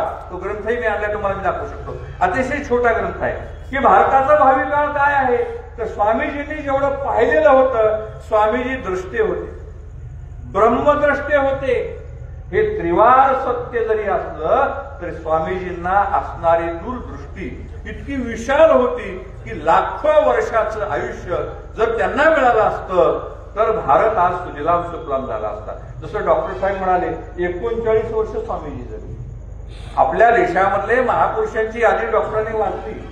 तेच स्वामीजी जर 100 वर्ष जगले असते तर भारत सोने की चिडिया व्हायला अजिबात वेळ झाला नसता. कारण त्यांची विचाराचीच मांडणी एवढी वेगळी होती. त्यांना समाजातून प्रचंड विरोध होता, तरीही स्वामीजी डगमगलेले नाहीत. आणि मग त्यांनी 21व्या शतकासाठी जे सिद्धांत मांडलेले आहेत ते सिद्धांत मांडत मांडत मी आता समारोपाकडे जाणार आहे. भारताचा जो भावी काळ आहे, या भावी काळामध्ये ऐक्य सगळ्यात महत्वाचं आहे. ऐक्य. भारत हा एक झाला पाहिजे, अखंड भारत झाला पाहिजे. जेव्हा स्वामीजी कन्याकुमारीच्या त्या शिळेवर बसले तेव्हा त्यांना पहिला साक्षात्कार झाला की मी अखंड भारताचं स्वप्न पाहतो. कृपा करून अखंड भारताची आजची व्याख्या तिथे आणू नका. अफगाणिस्तान, पाकिस्तान, बांगलादेश, नेपाळ, तिबेट असं धरू नका तुम्ही. अखंड भारत म्हणजे भारतामध्ये राहणाऱ्या 140 कोटी लोकांची मनं मला सांगायचे, त्यांना एकत्र बांधायचं आहे. भारतीय या धाग्यामध्ये मला लोकांना एकत्र करायचे, त्यांच्यामध्ये मला ऐक्य घडवायचंय. असा साक्षात्कार कन्याकुमारीच्या त्या शिळेवर बसल्यावर स्वामीजींना झालेला आहे. आणि त्याच विचारामधून मग सर्वसामान्य जनतेमध्ये आज भारताला जर 21व्या शतकामध्ये जसं मोदी साहेब म्हणतात की भारताला महासत्ता बनवायचंय. डॉक्टर APJ अब्दुल कलाम साहेबांच्या समाधीचे मला डॉक्टर साहेब दर्शन घेतात. खरंच आपण त्या ठिकाणी जावं, तिथले फोटो काढायला बंदी आहे. तिथं आपल्या भारत सरकारने अब्दुल कलाम साहेब म्युझियम बनवलेलं आहे. त्यांच्या जीवनातले प्रसंग रेखाटलेले आहेत आणि त्यांना ज्या ठिकाणी चिरनिद्रा देण्यात आलेली आहे त्या ठिकाणी समाधीसारखी अवस्था करण्यात आलेली आहे. आणि त्या ठिकाणी नतमस्तक झाल्यावर मला त्या ठिकाणी काही चैतन्याच्या संवेदना मला त्या ठिकाणी मिळालेल्या आहेत की डॉक्टर APJ अब्दुल कलाम साहेबांनी भारत महासत्ता होणार हे का सांगितलेलं आहे, तर त्याच्या पाठीमागे स्वामी विवेकानंद यांचा विचार आहे की आध्यात्मिक गुरुची जीवनामध्ये काय आवश्यकता आहे. महाराज एक प्रसंग मी सांगतो आणि पुढे जातो. अब्दुल कलाम साहेबांना पायलट होण्याची इच्छा होती. त्यांनी आपल्या बहिणीचे दागिने विकले, तुम्हाला गोष्ट सगळ्यांना माहिती आहे. आणि मग ते भरती होण्यासाठी गेले. गेल्यानंतर त्यांचा काही नंबर लागला नाही आणि त्यांनी आता ठरवलं की आपण आता आत्महत्या केल्याशिवाय पर्याय नाही, घरी कोणत्या तोंडाने जायचं. म्हणून ते ऋषिकेश या ठिकाणी गंगा नदीच्या काठावर फेऱ्या घालत होते. अशा विमनस्क अवस्थेमध्ये ते फेऱ्या घालत असताना त्या ठिकाणून एक थोर महात्मे शिवानंद सरस्वती तिथून जात. प्रचंड विद्वान, त्यांचे ग्रंथ आहेत खूप मोठे. जात होते. त्यांनी पाहिलं कसं आहे, संतांना सांगावं लागत नाही, गुरूंना सांगावं लागत नाही. आपल्या चेहऱ्यावरून ते ओळखतात त्याच्या डोक्यामध्ये काय आहे, हृदयामध्ये काय आहे, पोटात भूक आहे की डोक्यात चिंता आहे, हे सद्गुरू ओळखतात, गुरु ओळखतात. आणि त्या गुरुंनी म्हणले, अरे बाळ इकडे जेवणास का म्हटले. ते म्हणले नाही, चल म्हटले. त्याला ते मठामध्ये घेऊन गेले. त्याला जीव घातला अब्दुल कलाम साहेबांना, त्याच्या डोक्यावर हात फिरवला आणि विचारलं, बाळा काय तुझी अडचण आहे. मग त्यांनी सगळी कथा सांगितली. ते म्हटले, एक लक्षात घे, तुला मिळालेलं जीवन हे संपवण्यासाठी नाही, पण त्याने दिलेला जो उपदेश अतिशय मार्मिक आहे. ते म्हणाले, तुला पायलट होण्यासाठी जीवन मिळालेलं नाही. निसर्गाची, नियतीची, परमेश्वराची, परमात्म्याची आणखीन भव्य दिव्य योजना आहे. तुला पायलट होण्यापेक्षा आणखीन तुझ्या हातून भव्य दिव्य कार्य होणार आहे. याच्यासाठी तुला ही सामान्य गोष्ट निसर्गाने तुला नाकारलेली आहे. आणि तेच अब्दुल कलाम मिसाईल मॅन झाले काही दिवसांनी. जे पायलट होण्याचं स्वप्न बघत होते ते विमानाच्या वेगापेक्षा प्रचंड वेगाने धावणारे, अग्नी असेल, नाग असेल, ब्राह्मोस असेल, आकाश असेल, अशी क्षेपणास्त्र मिसाईल तयार करण्यामध्ये त्यांचा हात कोणी धरू शकत नाही. भारताचे राष्ट्रपती झाले. हे मला का सांगायचंय, त्यांच्या मागे जी प्रेरणा होती आध्यात्मिक स्थानाची होती महाराज. स्वामी शिवानंद सरस्वती यांचा आशीर्वाद, तसं स्वामी विवेकानंदावर जी कृपा झालेली आहे, रामकृष्ण परमहंसांचा हात त्यांच्या मस्तकावर होता, म्हणून त्यांना आध्यात्मिक विचारधारेतला एक साधक म्हटलेला आहे. आणि मग खरा माणूस बनविण्याची महत्वाकांक्षा ही स्वामींना होती. आज मला डॉक्टर साहेब सांगायचंय, 21व्या शतकामध्ये स्वामीजींचा जर मोठा विचार कुठला असेल, खरा माणूस बनवायचा. मग तुम्ही म्हणाल, तुम्ही डुप्लिकेट का मी डुप्लिकेट, ओरिजिनल कोण आहे? सगळे ओरिजिनल आहेत, पण माणूस म्हणजे कोण? ज्याला दुसऱ्याचं दुःख पाहून ज्याचं अंतःकरण द्रवलं जातं. दुसऱ्याचा उपासमार्थ होऊन याच्या जीवनाची लाही लाही होते आणि आपणा सारिखे करीती तात्काळ नाही काळ वेळ तया लागे. ही संतांची भूमिका, गुरूंची भूमिका ज्याच्या जीवनामध्ये येते अशा प्रकारचा माणूस त्यांना बनवायचं होतं. या देशामध्ये इतकं ज्ञान भरलेलं आहे मामा काका, तुम्हाला म्हणतो मी की भारताने सगळ्या देशाला प्रचंड ज्ञान द्यायचंय. डॉक्टर साहेब मला असं सांगायचंय की स्वामीजी म्हणाले होते आपल्याकडे आध्यात्मिक लोकशाहीचा साठा आहे, तो आपण जगाला दिला पाहिजे. इतकं ज्ञान प्रचंड भरलेलं आहे. नालंदा विद्यापीठ जाळलं, कितीतरी वर्ष ते जळत होतं, तरीही ज्ञान आपल्या भारतामध्ये आजही टिकून आहे आणि हे ज्ञान आपण जगाला द्यायचं आहे. बघा स्वामीजींचा संदेश कसा आहे. आदान प्रदान करण्याची वृत्ती ही स्वामीजींची आहे आणि आदान प्रदान करत असताना स्वामीजींना असं म्हणायचंय की आपल्याकडे असलेलं आध्यात्मिक ज्ञान तुम्ही जगाला द्या, भारतीय संस्कृती जगाला द्या आणि जगामधून तुम्ही सुधारणा आपल्याकडे आणा, भौतिक ज्ञान आपल्याकडे आणा, तंत्रज्ञान आपल्याकडे आणा. म्हणजे दोन समाजामध्ये, दोन देशामध्ये, दोन संस्कृतीमध्ये आचाराची, विचाराची, ज्ञानाची, तत्वज्ञानाची, तंत्रज्ञानाची जोपर्यंत देवाणघेवाण होत नाही तोपर्यंत दोघांचाही विकास होत नाही. आज आपण दुसऱ्याला काय विचारत नाही डोईबळे सर, माझ्याकडे भरपूर ज्ञान आहे. ज्ञानेश्वरी म्हटलंय आम्ही झालो ऐसे म्हणे तो काहीच नव्हे. जो म्हणतो ना मला ज्ञान झाले, झिरो बजेट. आम्ही झालो ऐसे म्हणे तो काहीच नाही. मला सगळं येतं असं म्हटलं ना समजायचं तर झिरो आहे. सुरुवात ज्ञानाची कुठून होते आणि कुठे शेवट आहे ज्ञानाचा, हे भारतीय संस्कृतीमधलं गमक अजूनही कुणाला कळलेलं नाही. ज्ञान घेण्यासाठी नम्र झाला बुटा तेने कोंडिले आनंद. ज्ञान घ्यायचं असेल तर नम्र व्हावं लागेल. स्वामीजी रामकृष्णांच्या पुढे नम्र होऊन गेलेले आहेत. चला आता स्वामीजींचा एक सुंदर मंत्र आहे. आपल्याकडे भारत विकास ग्रुप नावाची संस्था आहे बघा. आपल्या जे अँब्युलन्स फिरतात ना, अँब्युलन्स 108 नंबरच्या, त्याच्यावर बघा BVG लिहिले बघा, भारत विकास ग्रुप. त्याचे संस्थापक कोण आहे? हनुमंतराव गायकवाड. हनुमंतराव गायकवाडांची मुलाखत ABP माझ्यावर आली होती आणि मी ऐकली त्या ठिकाणी. त्यांना विचारत तुम्हाला प्रेरणा कुठून मिळाली सगळं काम करण्याची? ते म्हणाले स्वामी विवेकानंदांचं एक छोटं पुस्तक मला सापडलं. मी आधीच म्हटलं ना त्यांचे ग्रंथ फार छोटे छोटे आहेत, आपल्याला ओझं नाही. आणि त्या ग्रंथामध्ये एकच मंत्र आहे म्हणले देवणीकर महाराज, झुंजा झुंजा आणि झुंजत झुंजत पुढे चालत. साधा मंत्र आहे म्हणले. तेवढा एकच मंत्र मी घेतला आणि आज BVG ग्रुपचे हनुमंतराव गायकवाड स्वामी विवेकानंदांच्या एकाच वाक्याच्या आधाराने भारताची लोकसभा, भारताची राज्यसभा, भारताचं राष्ट्रपती भवन, सगळं मोठमोठं विधान भवन, याची स्वच्छता, मोठमोठ्या मंदिराची स्वच्छता, अँब्युलन्स सेवा जगभरामध्ये नेण्याचं काम स्वामीजीकडून मिळालेलं एक छोटं इंजेक्शन, अतिशय छोटं इंजेक्शन, कोरोनामध्ये मिळालेल्या व्हॅक्सिनपेक्षा छोटं इंजेक्शन हनुमंतराव गायकवाड साहेबांना मिळालेलं आहे. आणि त्या एका झुंजा झुंजा झुंजत झुंजत पुढे चला, उठा उठा आणि आपलं कर्तव्य जोपर्यंत प्राप्त होत नाही तोपर्यंत थांबू नका. हा स्वामीजींचा संदेश आहे. आणि हा संदेश कशासाठी आहे? विश्वनाथ दत्ताने आणखी मी तुम्हाला थोडंसं मागणं डॉक्टर साहेब की स्वामीजींना भारतामध्ये 21व्या शतकामध्ये 4 प्रकारच्या गोष्टीमध्ये बदल हवा होता. आज आपल्याकडे सामाजिक सुधारणावादी आहेत, राजकीय सुधारणावादी आहेत, सांस्कृतिक सुधारणावादी आहेत, आर्थिक सुधारणावादी आहेत आणि सांस्कृतिक सुद्धा आहेत. या 4ही गोष्टीमध्ये स्वामीजींना भारतामध्ये परिवर्तन आणायचं होतं. लक्षात ठेवा डॉक्टर साहेब, परिवर्तन आणि बदल याच्यामध्ये प्रचंड बदल आहे. परी हा उपसर्ग आहे, वर्तन. परी म्हणजे सर्व बाजूनी जेव्हा माणसामध्ये बदल होतो त्याचं नाव आहे परिवर्तन. बदल म्हणजे एखादा चेंज.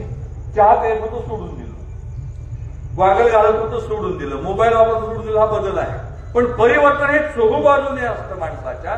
असं परिवर्तन स्वामीजींना सामाजिक, राजकीय, धार्मिक आणि सांस्कृतिक जीवनात पाहिजे होतं. लक्षात ठेवा 4 खांब स्वामीजींनी सांगितलेले आहे. समाजामध्ये जाती व्यवस्थेबद्दल स्वामीजींना प्रचंड राग होता. ती मोडीत त्यांना काढायची होती परंतु त्यांना सहकार्य झालेलं नाही. आर्थिक आपल्याकडे अत्यंत विषमता त्याही काळामध्ये होती. आजही डॉक्टर साहेब आपल्याकडे आहेत. आहेरे आणि नाहेरीचा प्रचंड दरी आपल्याकडे आज आपल्याकडे आहे. सांस्कृतिक सुद्धा बदल त्यांना हवा होता.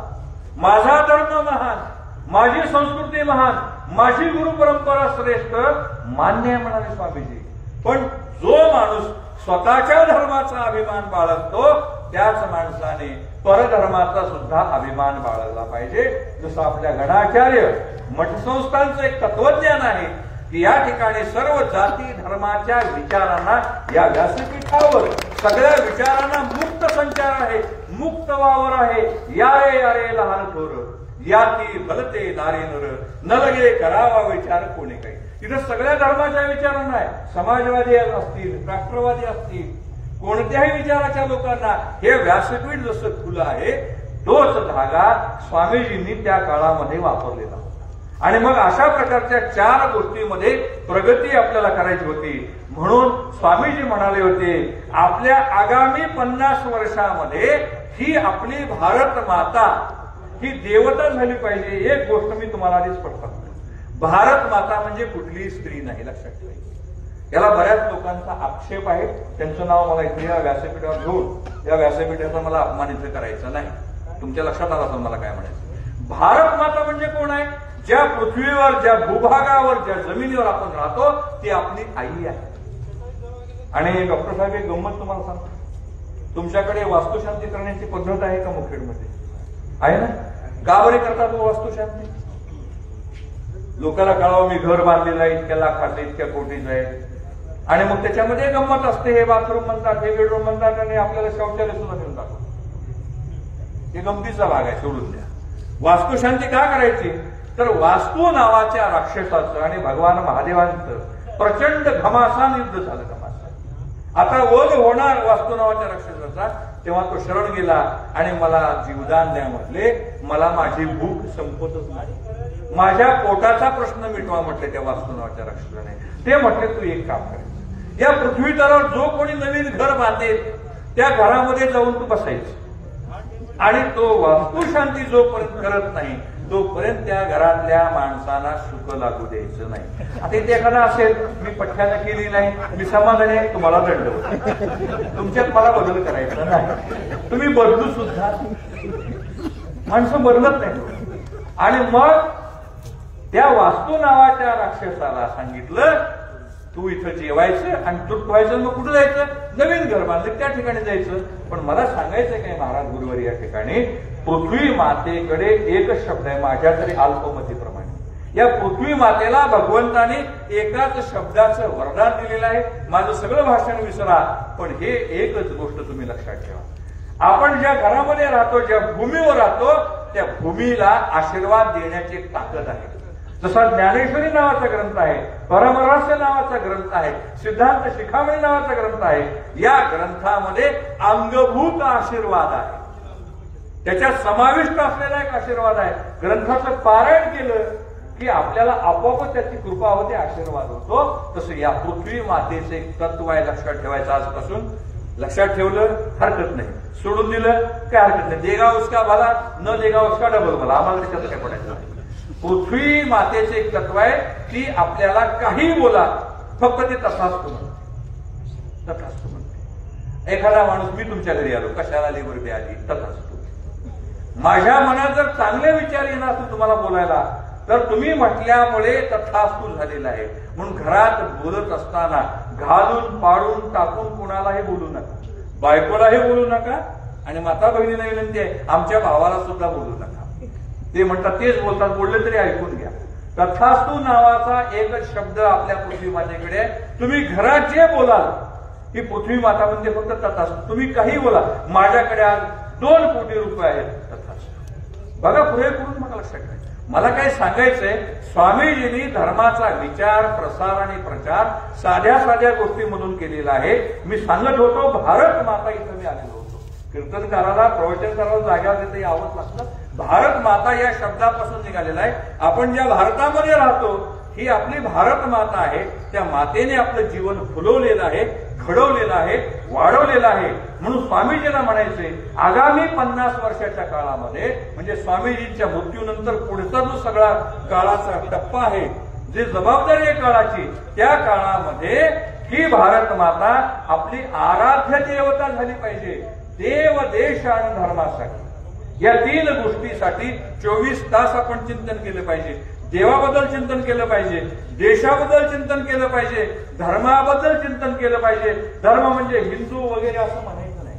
धर्म म्हणजे जो चांगलं वागायला शिकवतो त्याचं नाव धर्म आहे. आणि अशा प्रकारच्या धर्माचा विचार इथं आपण केला पाहिजे. 21व्या शतकामध्ये स्वामीजींनी म्हटलेलं आहे असं शिक्षण द्यायचं आहे. आणि महाराष्ट्र तुम्हाला सांगू इच्छितो, राष्ट्रीय शैक्षणिक धोरण इथं आमचे बरेच शिक्षक प्राध्यापक आहेत. 2020 जे धोरण आणलेलं आहे महाराज, हे अतिशय सुंदर धोरण आहे. आमच्या शिक्षक बंधू भगिनींना इथून पुढे डोळेबोळेसर नोकऱ्या करणं अवघड होणार आहे.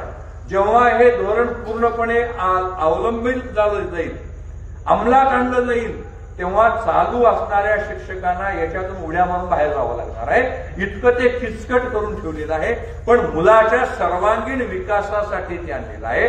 म्हणून स्वामीजींनी 21व्या शतकाकडे जाताना 19व्या शतकामध्ये असा विचार मांडला होता की आम्हाला असं शिक्षण पाहिजे की मनुष्य निर्माण करणारे शिक्षण असतं. आज डॉक्टर निर्माण करता येतात, शिक्षक निर्माण करता येतात, वकील निर्माण करता येतात, वेगवेगळे उद्योगपती निर्माण करता येतात. पण मला सांगा डॉक्टर साहेब, असं कुठलं विद्यालय, महाविद्यालय, गुरुपीठ आहे का? गुरुपीठामध्ये मनुष्य निर्मिती होते याच्याबद्दल मला खेद नाही, कंत नाही, इथं मनुष्य निर्माण होतो.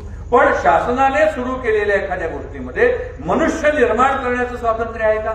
नाही. एक आपल्याकडे थोर महात्मे होऊन गेले, गुरुवर्य पांडुरंग शास्त्री आठवले.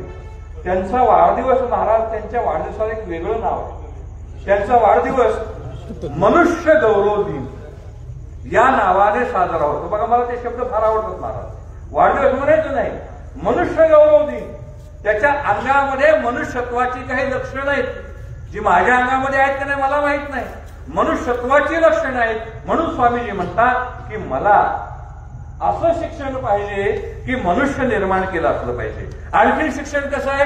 जीवन घडवणारं असलं पाहिजे, चारित्र्य घडवणारं असलं पाहिजे. आज आपल्या मुलाला संस्कार देण्यामध्ये दुर्दैवाने आई वडील कमी पडतात. आपला मुलगा कोणत्या मित्रासोबत राहतो, त्याचे मित्र कोण आहेत, आपल्या मुलीच्या मैत्रिणी कोण आहेत, हे कुठलाही पालक पाहत नाही. जर कुणी पाहत असेल त्यांना साष्टांग त्रिवार दंडवत आहे. आपला मुलगा कुठे जात आहे, त्याला संगत कोणाची आहे, जैसी संगत वैसी रंगत.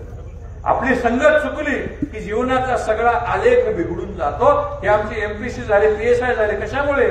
त्यांनी मोबाईल सोडला, मित्र सोडले, टाइमपास सोडला, सगळं सोडलं आणि आपल्या टार्गेटवर त्यांनी लक्ष केलेलं आहे. काय पाहतो? तर मी टार्गेट पाहतो, लक्ष पाहतो. म्हणून अशा प्रकारचं शिक्षण आपल्याला हवं आहे. लोकांना धार्मिक आणि भौतिक शिक्षण द्या म्हणतात. आता मी समारोप करणार आहे थोडक्यामध्ये. धार्मिक शिक्षण महाराज आज आवश्यक आहे.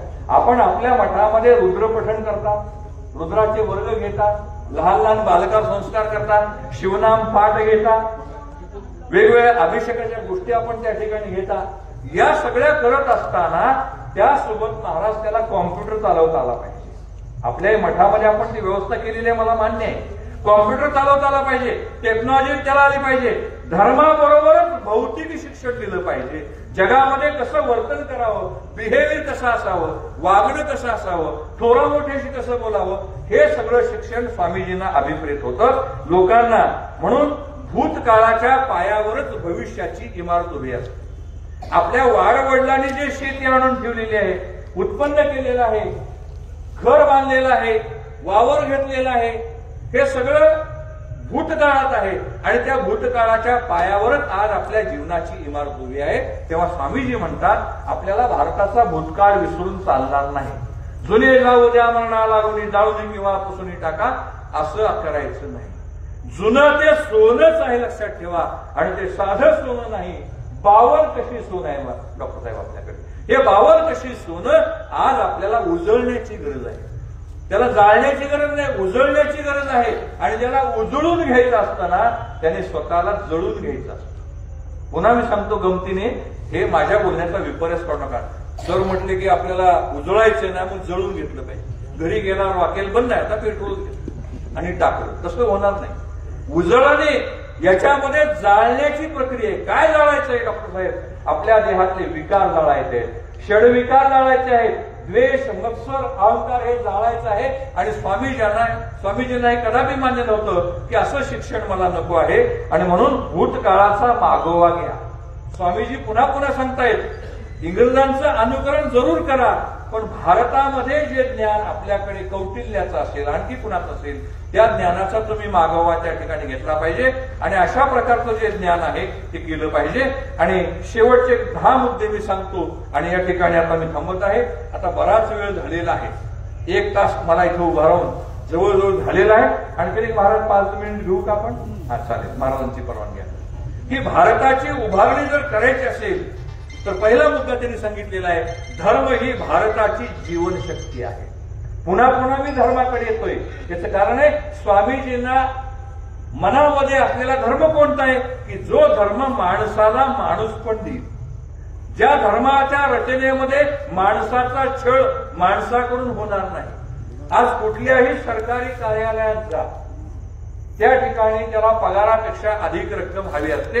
इथं बसलेले जर कोणी सरकारी कर्मचारी असतील तर माफ करा, ते झटका चटका मलाही बसलेला आहे. सरकारी ऑफिसमध्ये गेल्यावर काय काय असतं त्याचा मी अनुभव घेतला आहे, आजही घेत आहे.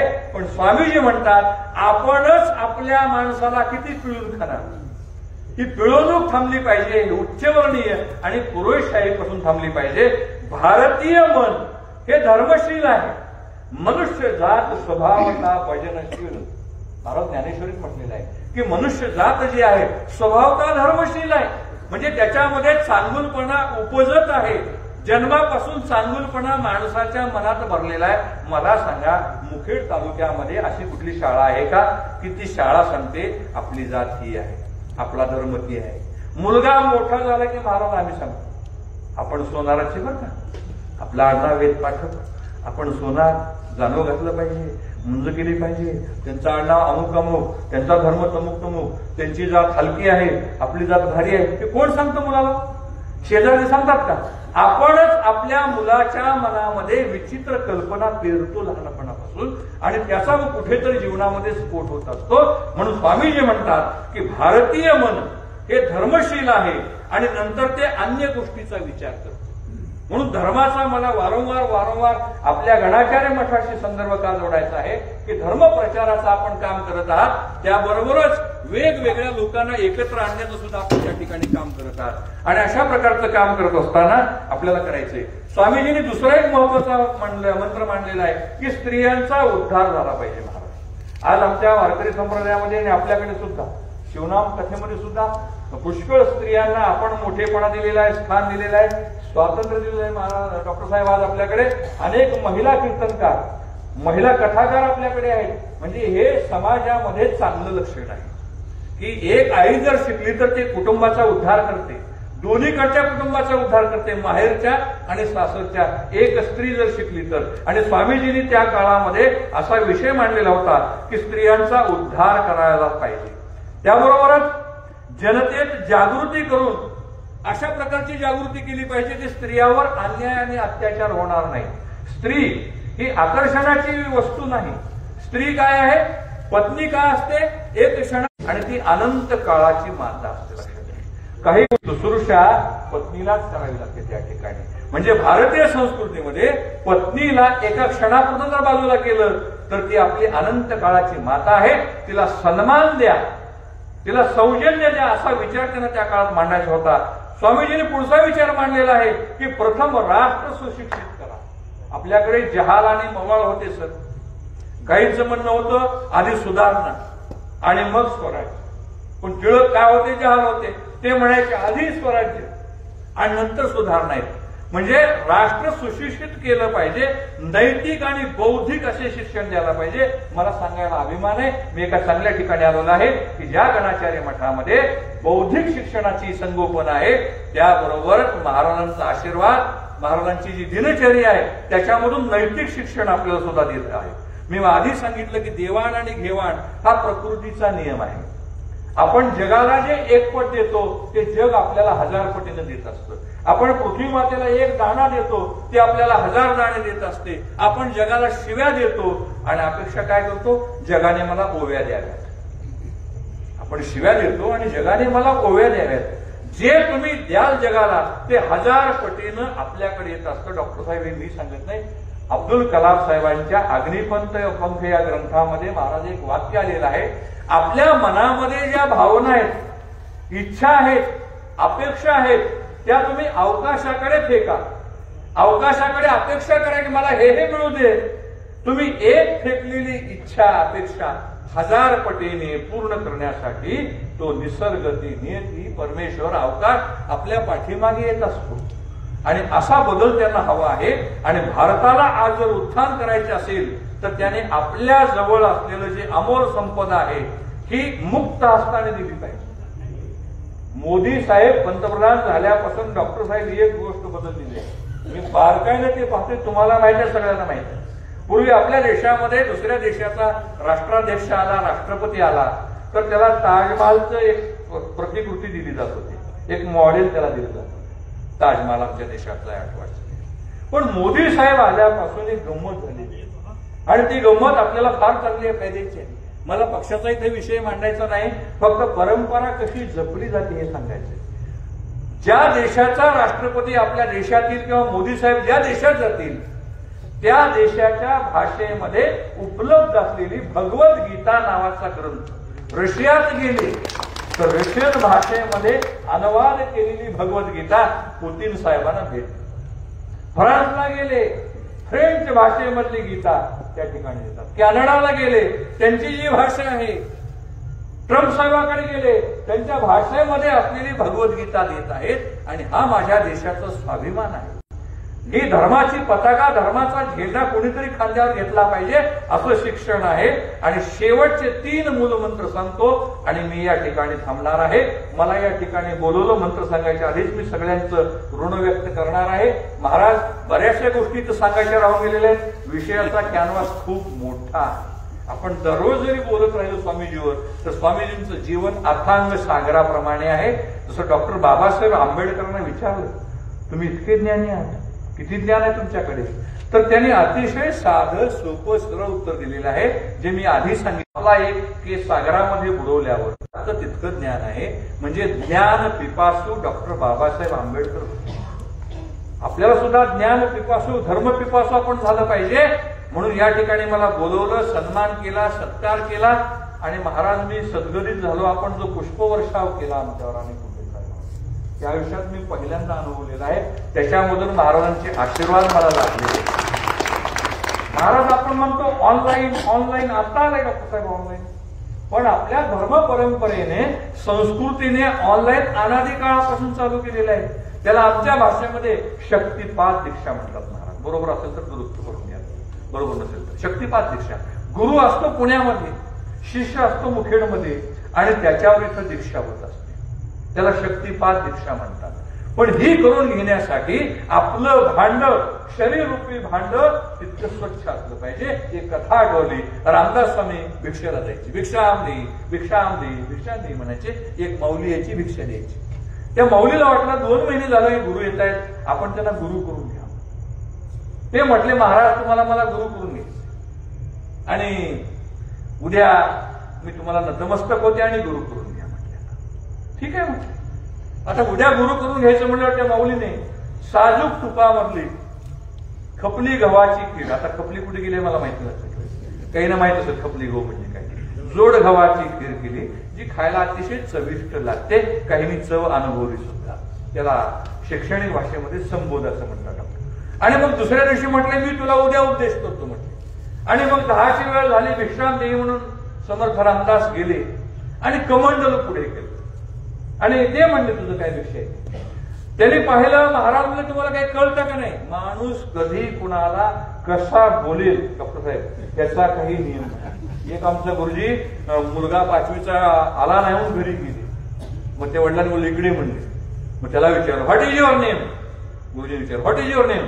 वडिलांनी का बसो का, गुरुजी ह्याचा काही नियम नाही म्हणले. कवा येईल कवा देण्याचा काही नियम. गुरुजी इंग्लिश मध्ये बोलते ना, कुणाचं दोघांचे बरोबर आहे. आमच्या पोराचा काही नाही नियम नाही. नित्य नियम प्राणी ते दुर्लभ, लक्ष्मी वल्लभ तयार.